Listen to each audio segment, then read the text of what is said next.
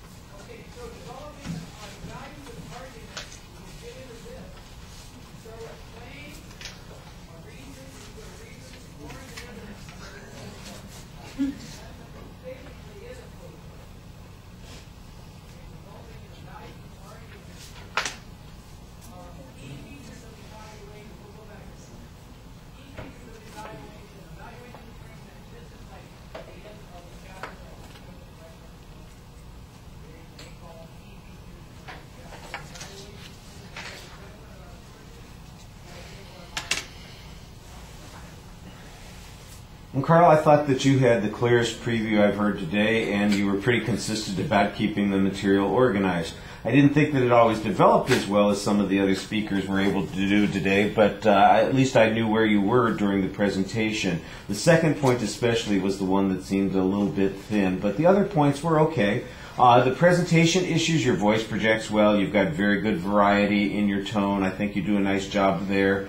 Sometimes the pacing, there are occasional hesitations or awkward moments, but nothing that I think is problematic. Your gestures, you do have a lot of indicators. They're not consistent, so you might want to work on that. And I mentioned to somebody earlier that sometimes they do most of their gesturing with one hand, and you probably, it's not quite as obvious here, but it's still noticeable sometimes that you are much more engaged with one part of your body than the other part. Your facial expressions, you look pretty friendly for the most part. You're reacting to some of the things that you're saying yourself.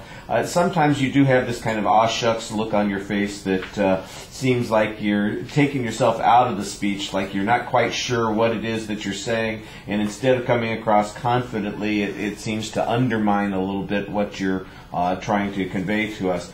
There's on the body movement, there's a little bit of bouncing on the hips and on the feet, so you want to be careful about that. You're sort of not quite like you've got ants in your pants, but a little bit sort of, just a little uncertain, and you want to have more control over those things. Again, nothing that it was a huge problem, but we're looking for places where everybody can get better, and that's kind of one of the things that I saw that I think that you could improve on.